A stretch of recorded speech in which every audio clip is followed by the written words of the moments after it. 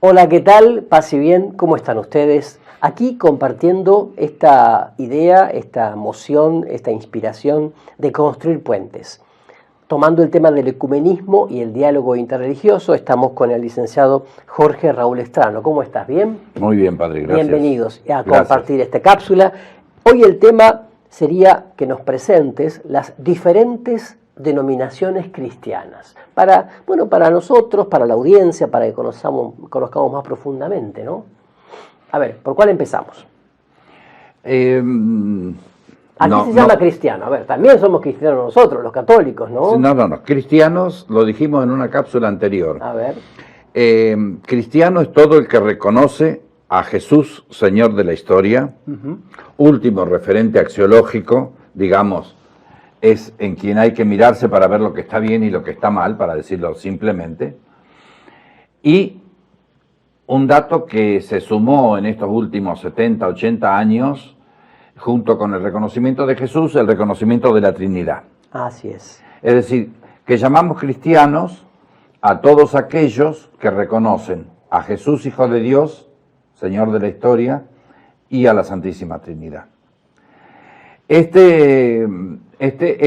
es compartido por la Iglesia Católica Romana, que es la más conocida en Occidente, la que ha tenido mayor preponderancia históricamente, también por las iglesias orientales, dentro de las cuales están las ortodoxas, que no están en comunión con Roma, pero que comparten el dogma y la liturgia en un 99%. Nombremos algunas de ellas, a ver, por ejemplo. Y para hacerlo desde acá, la Iglesia Católica Apostólica Ortodoxa de Antioquía. Tenemos un templo acá, manejado por los Saba desde hace un siglo ya.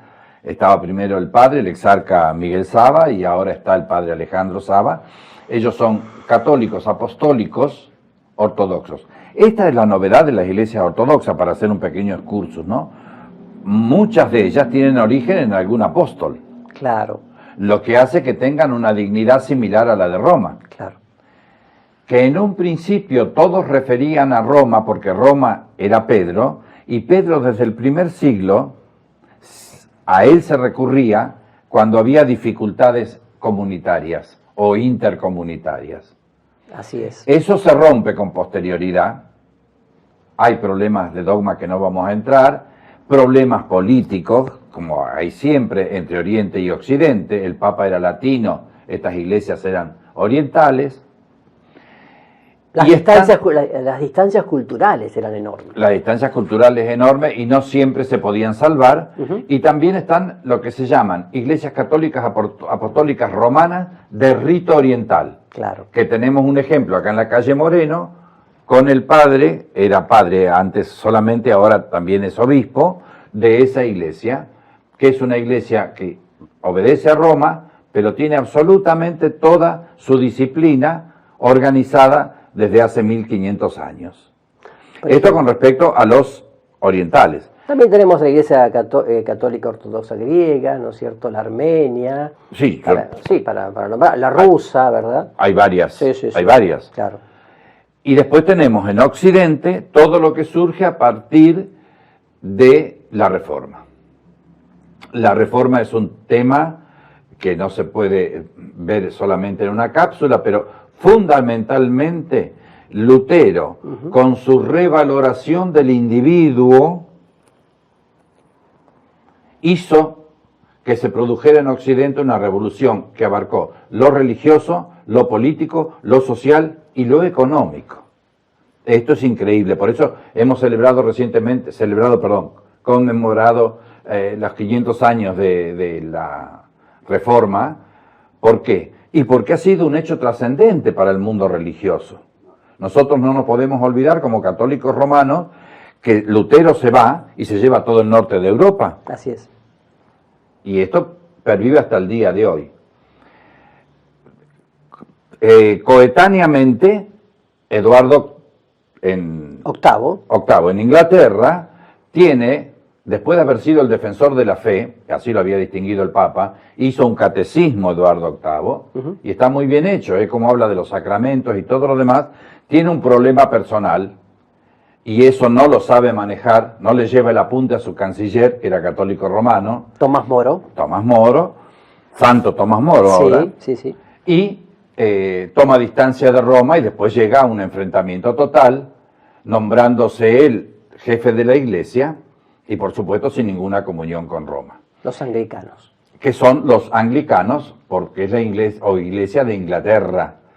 Esto con el tiempo se ha morigerado. Sí. Han tenido el obispo de Westminster, es la autoridad religiosa después de la reina Isabel, y han tenido contactos muy fructíferos con Benedicto XVI, con Benedicto XVI y actualmente con el Papa Francisco. Tal cual, porque digamos que Isabel II tiene muchos años, pero no tantos para haber dialogado con Benedicto XV. No podría, Claro, por una cuestión de Pero es importante esto que estás diciendo, porque ya con Benedicto XVI Exacto. se había aceptado a muchísimos anglicanos, sacerdotes y laicos, incluso miembros de la familia real, que pidieron pasarse al catolicismo y fueron aceptados creándose una diócesis especial para ellos en Inglaterra. Y un dato, así un poco de televisión banal, pero el futuro rey de Inglaterra, Dios mediante, tiene una esposa católica. Claro. Y esto hace 500 años que no se veía, lo cual yo no sé cómo van a aceptar esa cuestión, porque era terrible hasta este momento que hubiera un católico cerca del poder. Claro. En este momento, esta señora es católica, toda la familia es católica. Sí. Así que, pero esto muestra, perdón, ¿no?, Sí, por la digresión, pero esto muestra también que las viejas rivalidades que parecían sangrientas se han ido morigerando. Claro. A tal punto de permitir matrimonios mixtos que hasta pueden llegar a un lugar de privilegio como es el de Reina de Inglaterra, ¿verdad? Exactamente. Y entonces hay una cosa muy importante. Cuando muchas de estas iglesias, digamos, luteranas a protestantes, van a Estados Unidos, ahí comienzan a subdividirse. Por eso aparecen tantos nombres que a nosotros nos suenan. Por ejemplo, a ver, algunos de ellos. Metodistas. Presbiteranos, ¿no es cierto? Pero Bautistas, adventistas. Todas esas son denominaciones que todavía son consideradas iglesias. Y después viene un gran movimiento, que es el evangelismo, Claro. donde están todas estas iglesias. Pentecostales. Casi Claro, todas. que acá en Rosario son unas 300. Claro, grupitos que se van subdividiendo. Se van subdividiendo porque ellos en su estructura tienen esto de que cada pastor puede hacer su rebaño y puede predicar él desde él, no desde una comunidad jerárquica. Luego la multiplicación es enorme. El tema interesante es no dejarse obnubilar por lo que se ve en primera visión. Son comunidades muy pequeñas, por eso pueden realizar cosas que a veces no se ven en comunidades más grandes. Pero son cosas que también se pueden hacer en las comunidades grandes, Claro. Cuando hay grupos que tienen la intencionalidad de hacer grupos de oración, por ejemplo. Claro, y además se nota en ellos, bueno, no en todos, pero bueno, esta cosa del amor del principio y esta cosa también poderosa, por ahí milagrera, por ahí de intervención en los medios masivos de comunicación, incluso han tenido canales de televisión o redes de televisión enormes. Tienen, muy basado mucho en la ofrenda un ídolo milagrero, bueno, en fin, toda esta cosa que a mucha gente, y con razón, la repliega y dice, no, yo con esto no quiero saber nada. Pero como decimos, esto es, algo que en las iglesias cristianas tradicionales no han sabido, no han podido detener, y entonces en Estados Unidos sobre todo, se han multiplicado por cientos, por miles estos grupos, que muchos son fundamentalistas, ¿verdad? Y entonces son intolerantes y son agresivos. Entonces eso hace que haya choques constantes a veces con los católicos que viven en Estados Unidos, por ejemplo. Hay una cosa que dijiste al inicio que yo lo quiero aclarar.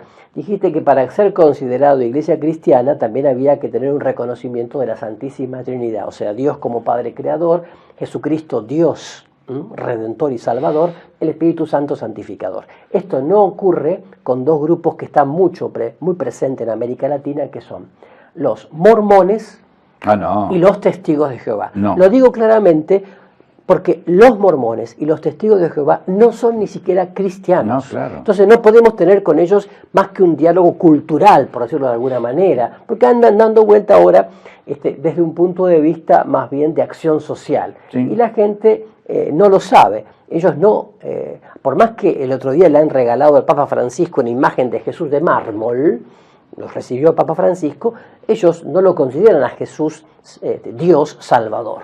Entonces esto también es importante. Que yo no los mencioné precisamente porque no son cristianos. Exactamente, pero es bueno tenerlo en cuenta. Y igual que los hermanos de la fe Bahá'í.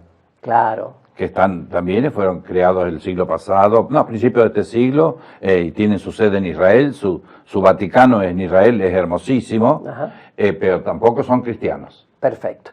Bueno, entonces creo que más o menos como una presentación, así como un pantallazo, creo que ha servido mucho y te agradecemos. Por supuesto, esto también creo que ayuda a que ustedes busquen información, que después vamos a dar algunas páginas web, para que ustedes sigan buscando información sobre esto, para poder crecer en esto de construir puentes, en el ecumenismo, en el diálogo intrarreligioso. Gracias y hasta la próxima oportunidad. Paz y bien.